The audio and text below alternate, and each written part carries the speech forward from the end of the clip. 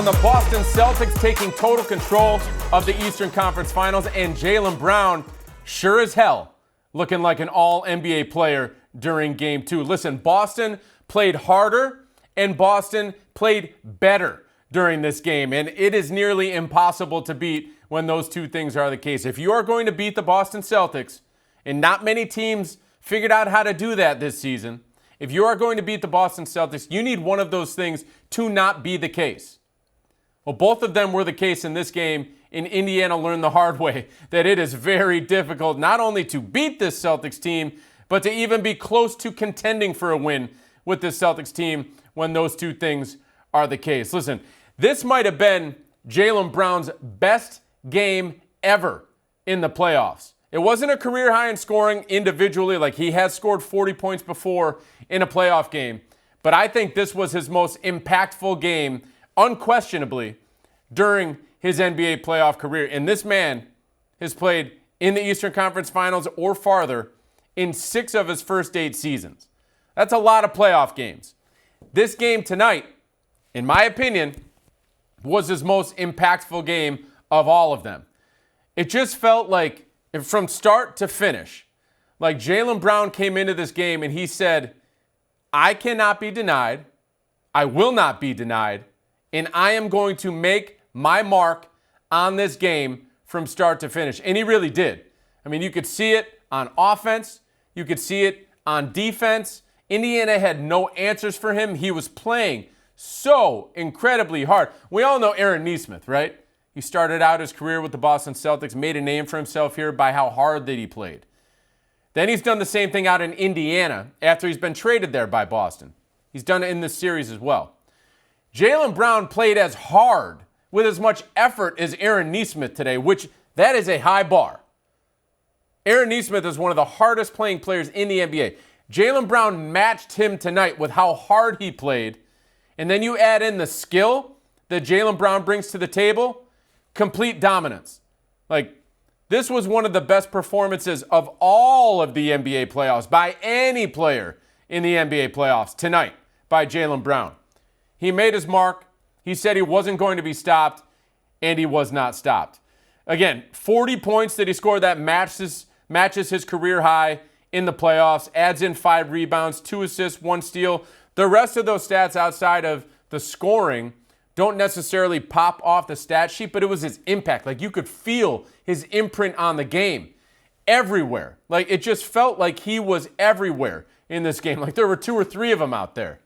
I'm pretty sure the Indiana Pacers would say the same thing. He was awesome tonight with a capital A, stealing a saying from Dickie V.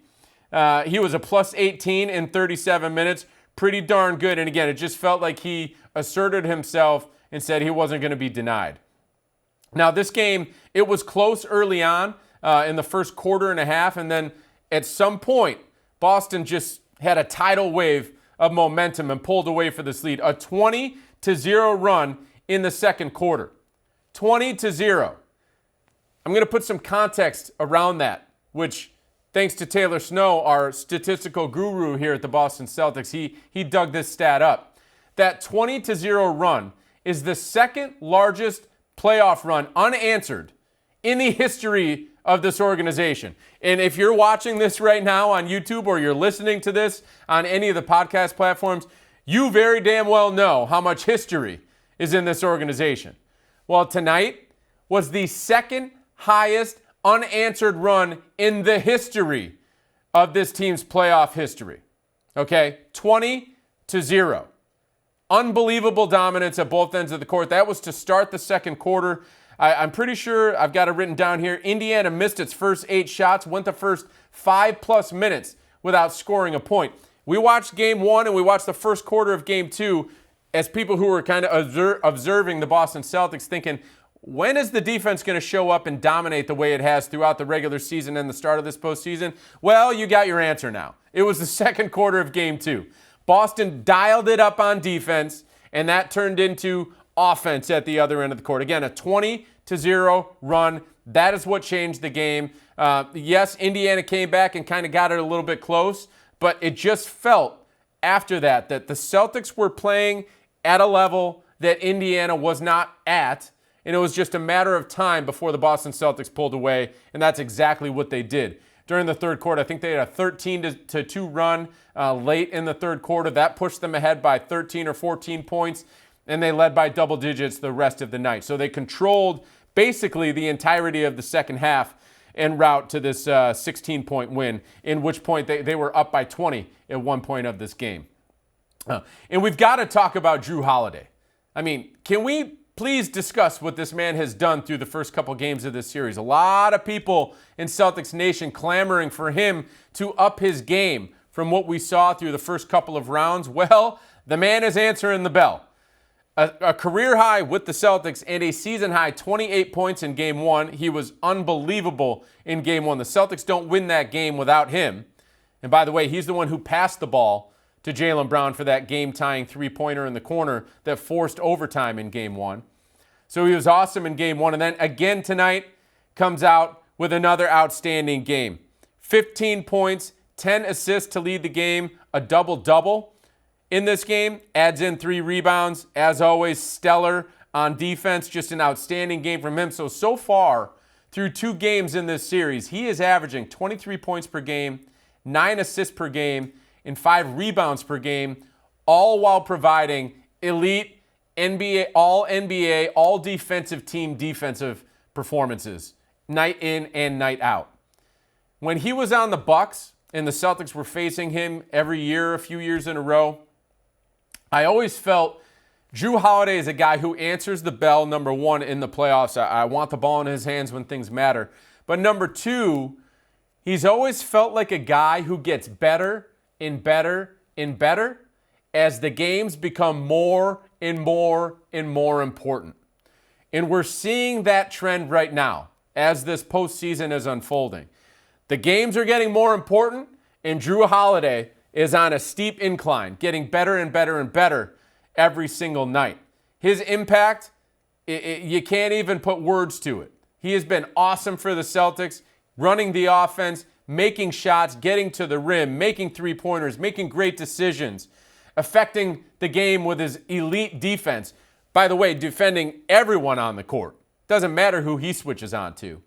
So Jrue Holiday just continues. I mean, we know he was great during the regular season, but now, as a fit and as an impact, but now the impact is actually being matched by numbers.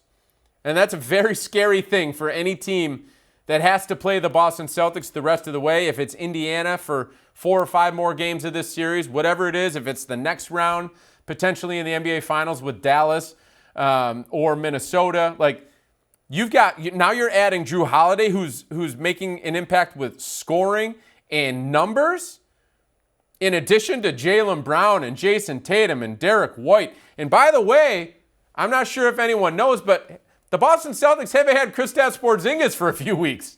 So they are now 10-2 in the postseason, and most of those games have been without Kristaps Porzingis. So you add him back in while Jrue is playing at this level, and you've got your other guys who are just continuing to play at the level they're accustomed to. Boy, oh boy, are the Boston Celtics a team that no one should want to play. So a lot of good coming out of this game, too, for the Boston Celtics. And as you can imagine, a lot of great comments from our fans on X. We're going to take to 4 of them tonight. Our first one's coming in from Eric F., commenting on the Jays. Then we've got Mark Iriardi, I hope I'm saying that correctly, on concerns with one Celtics player's playing time. Ooh, you're going to have to stay around and tune in to hear that. Next up, we've got Henry Mahoney on the impact of Luke Kornet's injury. He was out with a left wrist injury tonight. And then Special Cognac, that's a great name on X, on what they need more than air, they say. Got to tune in and stay around for that one as well. So let's dive in. Eric F.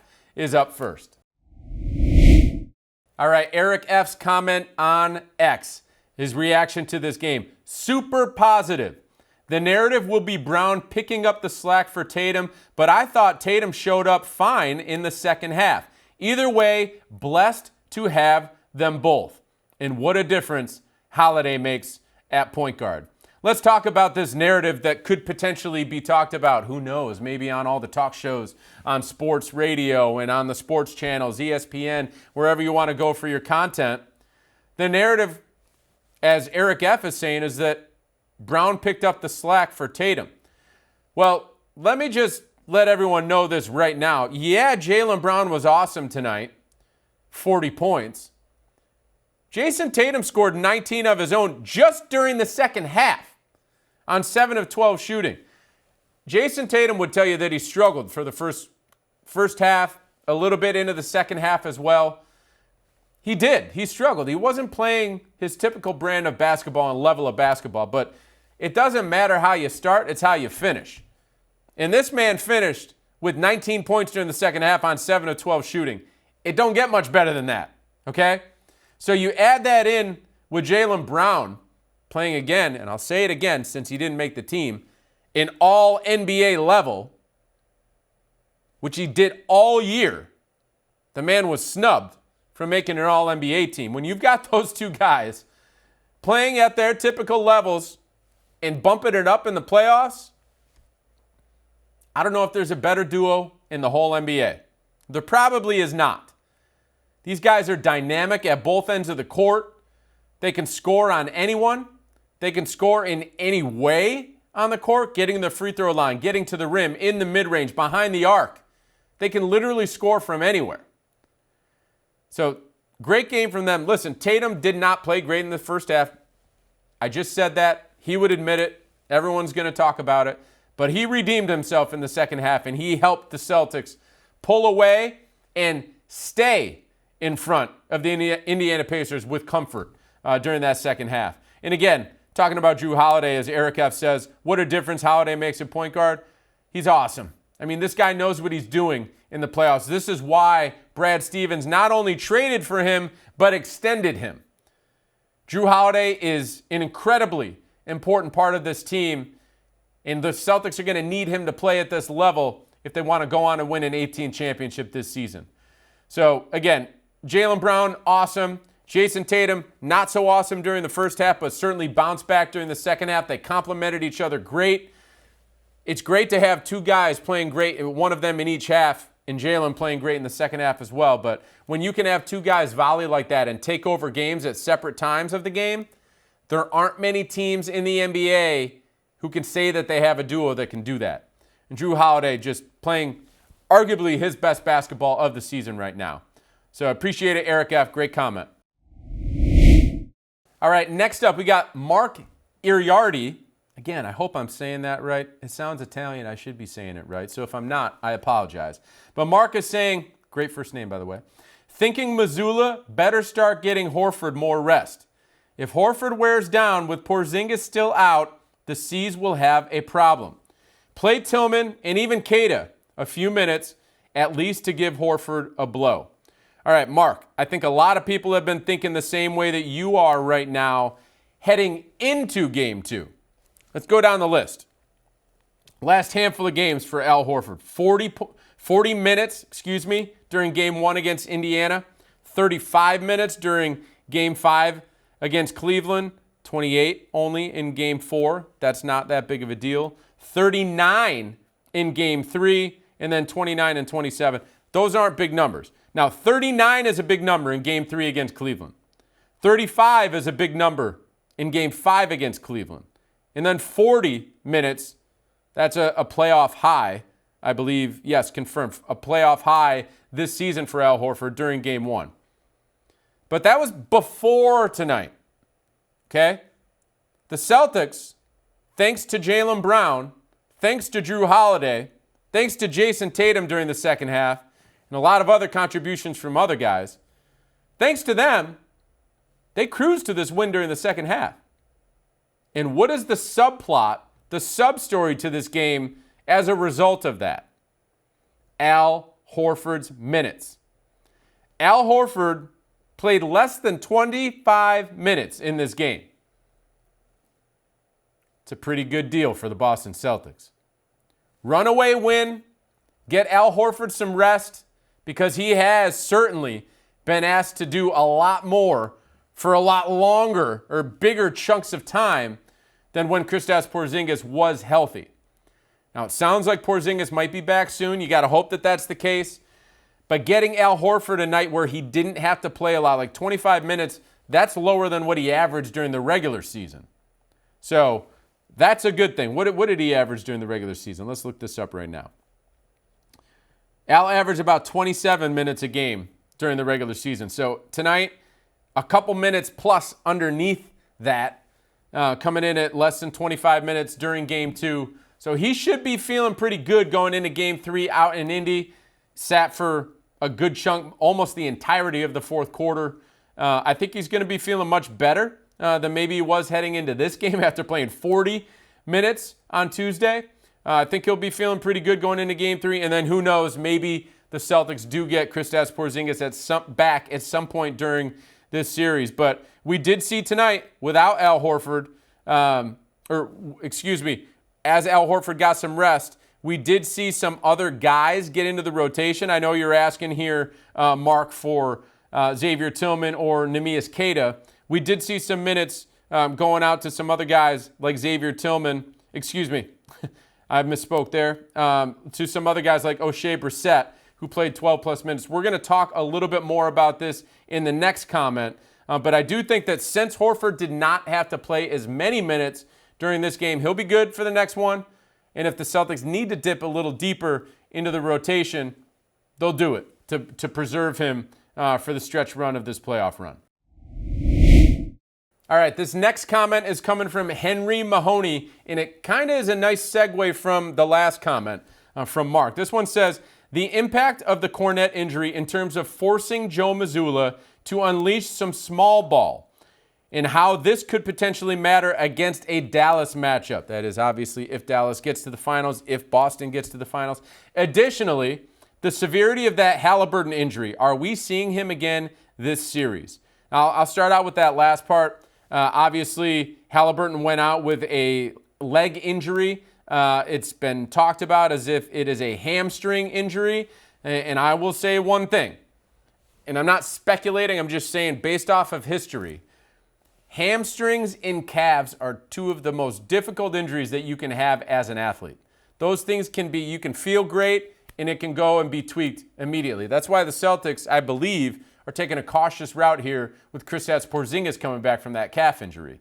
But if this is a Halliburton hamstring injury, it's going to be an uphill challenge to get him back on the court, especially for Game 3, but really in this series as a whole. But we're going to have to wait and see how the Pacers handle this, how Halliburton feels moving forward. It's possible that he just felt a little bit of a tweak, and then the Celtics were pulling away for the win, and then Indiana just chose to rest him a little bit. So we'll just have to wait and see. Who knows? I hope that he's okay. You never want to play a team that's not at full health, and you never want a burgeoning star like Tyrese Halliburton to be injured in the postseason. We want that guy out on the court. Now, the impact of Kornet's injury with that wrist.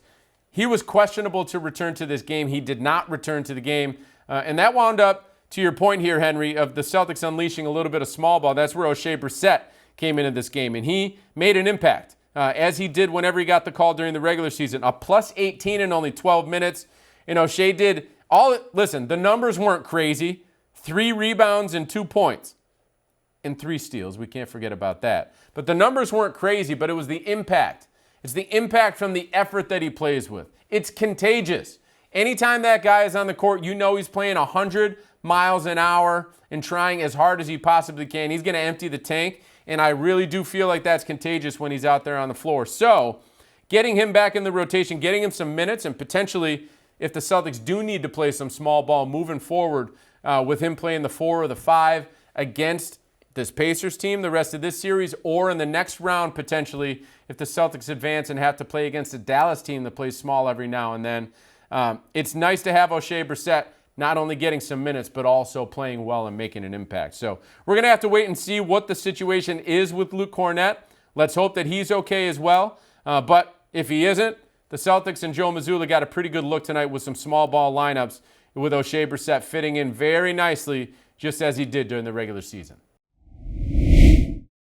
All right, our last comment of the night is coming from my favorite X name so far that I've taken from anyone with comments here on Sound Off. This is coming from Special Cognac.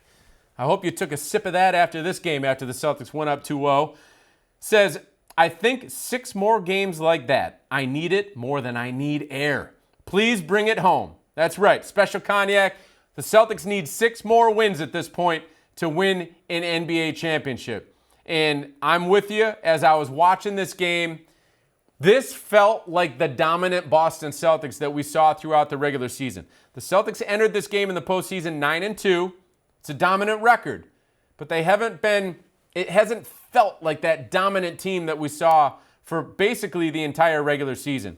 Tonight, I felt like I saw that team. I felt like I saw them imposing their will on the opponent.